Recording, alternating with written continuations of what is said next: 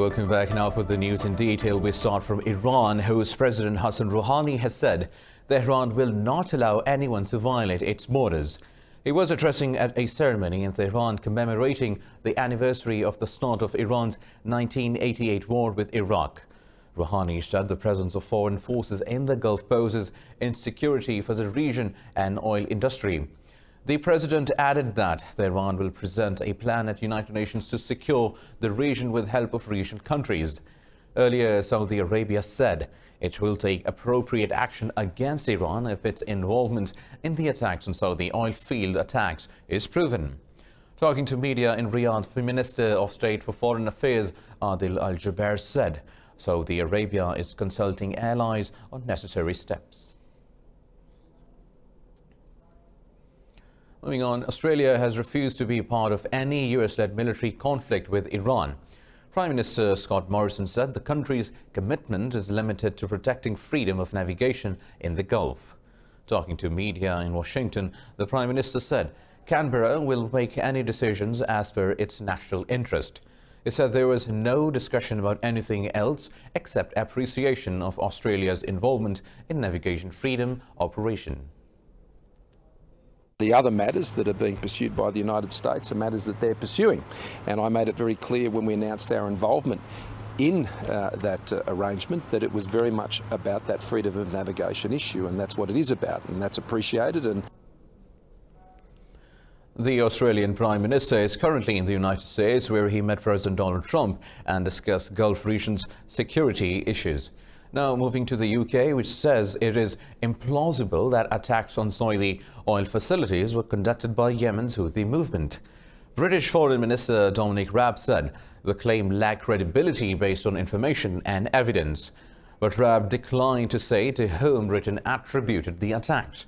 He said responsibility will only be attributed after things are absolutely crystal clear.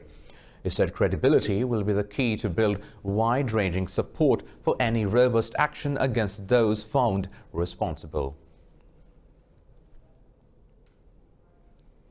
Meanwhile, the United Nations has welcomed a proposal from Yemen's Houthi rebels to halt attacks on Saudi Arabia.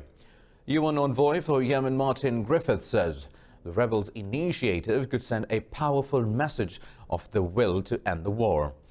The United Nations envoy called for taking advantage, of the rebels' offer to reduce violence and military escalation. Earlier, the group pledged to stop attacks on Saudi Arabia if coalition forces do the same. Speaking on the group's Al Masira TV, head of the Houthi political office Mahdi al-Mashad called for serious talks among all stakeholders. The announcement comes after last weekend's drone strikes on Saudi oil installations reduced half of the kingdom's production. The Yemen civil war has killed 10,000 people and pushed millions to the edge of starvation. Pakistan's Prime Minister Imran Khan says he will expose Indian Prime Minister Narendra Modi's fascism. Khan is in New York to speak at the United Nations General Assembly session. The Premier met founder of Kashmir Study Group, Farooq Katwari, in US and discussed occupied Kashmir crisis. He said Islamabad is highlighting New Delhi's illegal annexation of the valley's special status.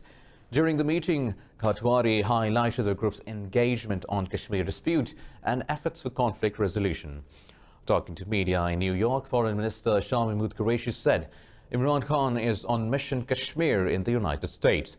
Shah said the Prime Minister will meet several heads of state, think tanks and hold media talks on the issue. Meanwhile, over 500 Indian academics and scientists have condemned New Delhi's lockdown in occupied Kashmir. In a statement, they called for an end to the undemocratic communications blackout and release of the arrested Kashmiris. The academics said students are unable to contact their families. They said the Indian government's decision to just open landlines has failed because it covers only 1% of the whole valley. They also sought a transparent investigation into violations of human rights in the occupied valley. Despite being their largest revenue-generating crop, people of occupied Kashmir have refused to sell their apples to the Indian government. Prime Minister Narendra Modi's government launched a program to buy crop directly from growers, but it has failed completely. Officials said the government had announced to buy 67% of the crop from Kashmiri growers. Official data shows less than 1% of the growers have registered for the sale of their crop. Locals say Modi's Digital India has crashed in longest ever gag in the valley. Kashmiris are unable to contact families, apply for jobs or admissions online. New Delhi's crushing curfew and communications lockdown in occupied Kashmir has now entered its 49th day. Meanwhile, 26 people have been killed as a passenger was rammed into a mountain in Pakistan's northern Diyamir region. 12 others have been injured in the accident. Police said the vehicle was traveling from Skardu to Rawalpindi when it butted into a mountain at Babusar Top. They said women and children are among the dead. The added rescuers had trouble reaching the area due to the difficult terrain.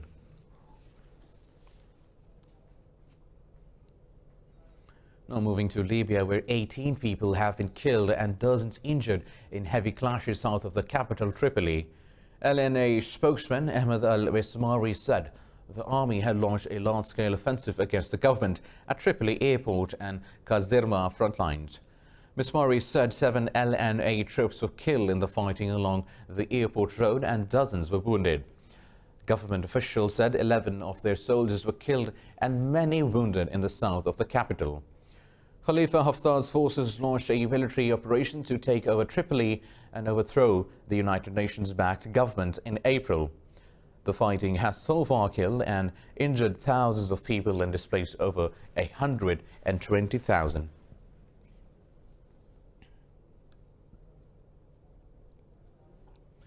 Human Rights Watch has called on Egyptian government to release the protesters detained during the anti-government protests.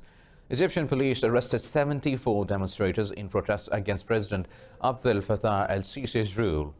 Human Rights Watch has called on the government to protect the people's right to peaceful protest. It demanded the authorities to take all necessary steps to avoid a repetition of past atrocities. HRW said Egypt's international partners should call on the government to respect people's rights to freedom of expression. Thousands of protesters have taken to the streets of Cairo demanding el-Sisi's resignation.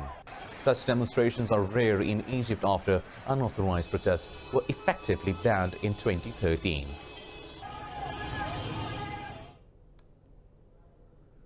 Sudanese Prime Minister Abdallah Hamdok has ordered the formation of an investigation committee over the 3rd June Khartoum massacre. Sudanese Council of Ministers said the Independent National Investigation Committee will have 7 members. The council said members will include independent lawyers and members from Judiciary, Defense and Interior Ministries. The rights groups have blamed Sudanese military for killing over 100 protesters outside army headquarters on June 3. After months of turmoil on August 21, Abdallah Hamdok became the first civilian prime minister of Sudan since 1989. Moving on, Hong Kong police and pro-democracy protesters have clashed in a shopping mall in Sha Tin City. Protesters took refuge in the shopping mall in the airport premise after smashing the nearby rail station. Transit authorities closed 2 intermediate stations on the airport express train. Police stormed into the mall and fired tear gas to disperse the demonstrators. Hong Kong has imposed new curbs on rail travel ahead of planned protests targeting the airport today. Earlier, hundreds of protesters have lined on roads in a hand-holding demonstration after a night of widespread violent street clashes. Protesters are occupying the airport arrivals hall and blocking approach roads in Tung Shung town. Hong Kong International Airport authorities said train will operate only between the airport and the city's downtown. We were aware that there were protests about midday today, yes. It was in the paper. That's why we came to the airport early, thinking that our flight was delayed, but it turns out it's been delayed till tomorrow, so we shouldn't have come out. In other stories, Colombia's President Ivan Duque has sought further international sanctions on Venezuela. He said the embargoes will stop President Nicolas Maduro's alleged support to Colombian rebels from destabilizing Latin America. Duque said the international community must understand that dictatorship must come to an end. He said action should be taken against Venezuela for allegedly protecting terrorism in its territory. President Duque has said any aggression by Venezuela's armed forces would immediately trigger a regional response. When they decide to enter Colombian territory, we'll be here waiting with all of the strength of the armed forces. Former United States Vice President Joe Biden has called for a probe into reports that President Donald Trump pressed his Ukrainian counterpart to investigate Biden and his son. Biden says, if true, Trump's decision to pressure President Volodymyr Zelensky was outrageous. The charges allege that Biden threatened to withhold U.S. aid unless a prosecutor looking into a gas company was fired. Biden's son worked in the same company and could have benefited by that action, which falls under conflict of interest. Biden said Trump's actions are an overwhelming abuse of power. Why is he on the phone with a foreign leader, trying to intimidate a foreign leader, if that's what happened? That appears what happened. You should be looking at Trump. Trump's doing this because he knows I'll beat him like a drum. And he's using the abuse of power and every element of the presidency to try to do something to smear me. Well, American news outlets accused Trump of repeatedly asking Zelensky to investigate Biden's probable abuse of power as vice president. In an interview, Ukrainian Foreign Minister Vadim Prystaiko denied the allegations. Now moving on to United Kingdom, where the Prime Minister Boris Johnson's Conservative Party has got a 15% lead over the opposition Labour Party. In an opinion poll ahead of the possible national elections, the embattled Prime Minister still has a healthy lead. The Conservatives garnered 37% votes in the opinion poll, while Labour Party took 22%. The result comes after a difficult first few weeks in power from Prime Minister Boris Johnson. The Premier's critics blamed him for suspending Parliament to avoid debate on Brexit, an allegation he denies. Meanwhile, the Scottish Government has requested £52 million to prepare for a no-deal Brexit. Scotland's Finance Secretary Derek Mackay reiterated the government's opposition to any form of Brexit.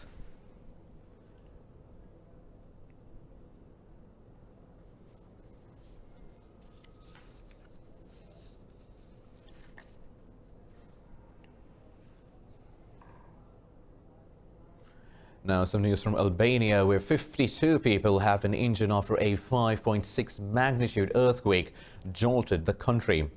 The Defense Ministry said the epicenter of the quake was near the port city of Durrës. It said it was the most powerful quake to strike the country in 30 years.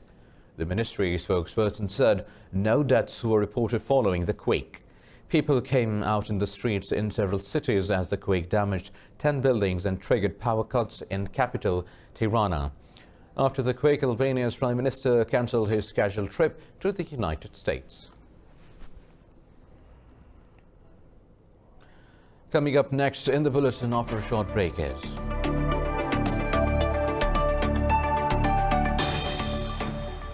rising population, climate change threaten wheat supply. Harry Potter takes flight in the French Alps.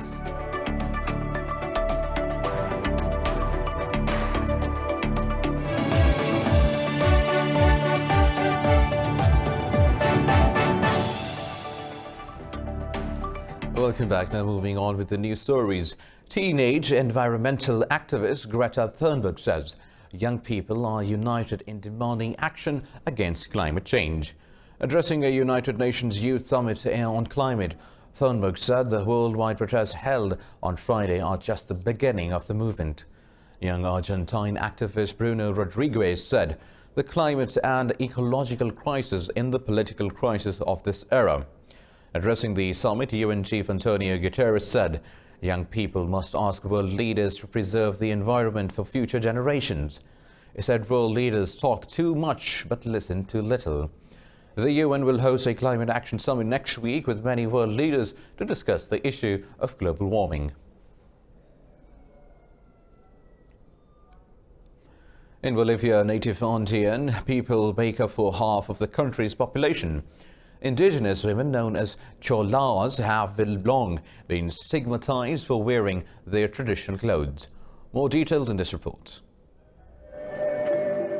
The polera is a big and heavy garment made with up to 6 meters of cloth. The traditional skirt is a source of pride and empowerment for indigenous Bolivian women. But since President Evo Morales, an indigenous Bolivian himself, came to power, things have begun to change. The garment is now seen in offices and public spaces which had previously banned the garment. Now, with this anti-discrimination law, young women are getting back in contact with their roots and can really show off and wear their poleras.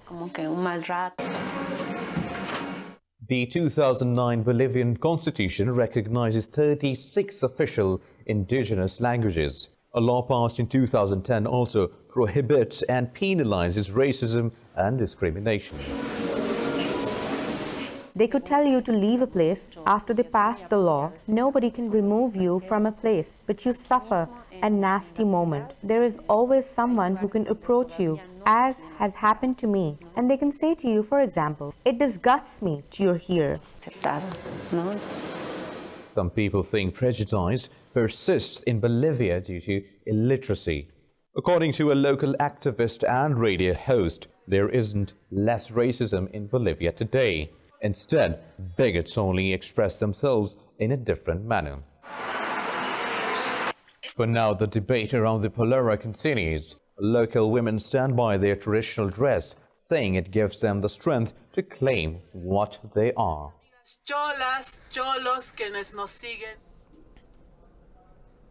Well, ladies and gentlemen, wheat is a staple in diets the world over. Today, the crop's global supply is threatened by the rising population and climate change. Taking note of this, China has dedicated a team of scientists to increase wheat production.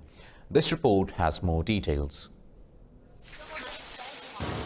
Chances are you have eaten a piece of bread today already, but few know wheat genetics are far more complicated than similar food items such as rice or potatoes. Its genetic code was unlocked a few years ago after years of research. Now scientists are trying to figure out new ways to increase its yield and nutritional value. In China, a team of scientists in the Shanxi province has been put to work to increase its resistance to disease and environmental damage.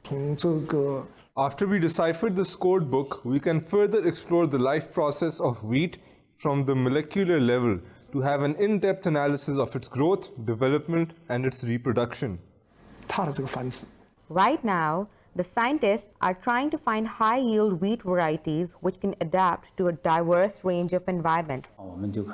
With the genetic information, we will use the strategy of molecular design in wheat breeding to utilize the genetic information of wheat. In this way, we can design and breed according to meet our needs. In that case, we will have breakthroughs to have better nutrition, resistance, and quality of wheat. China is the world's largest producer and consumer of wheat. Its wheat crop has been updated 7 times in the last 70 years. The scientists in Shanxi say there is still plenty of room for more innovation. Well, Harry Potter legitimately took flight in the French Alps over the weekend. This was part of the Occupied Cup, which is the world's coolest paragliding competition. This report has more. Harry Potter, a giant yellow duck and a stormtrooper were some of the brave pilots running off a cliff edge in the French Alps. Around 130 pilots from France and beyond flew paragliders during the Occupied Cup.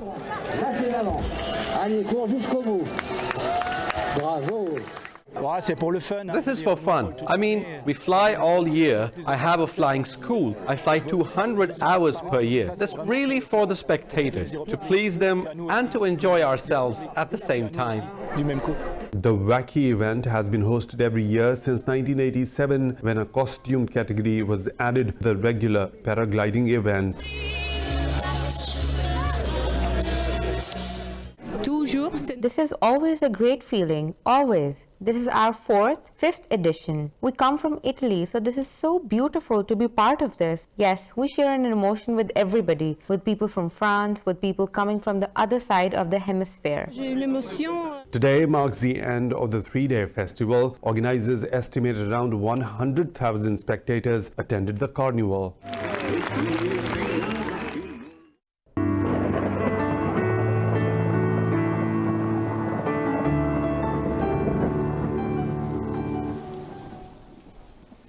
Now let's have a look at the weather update around the world.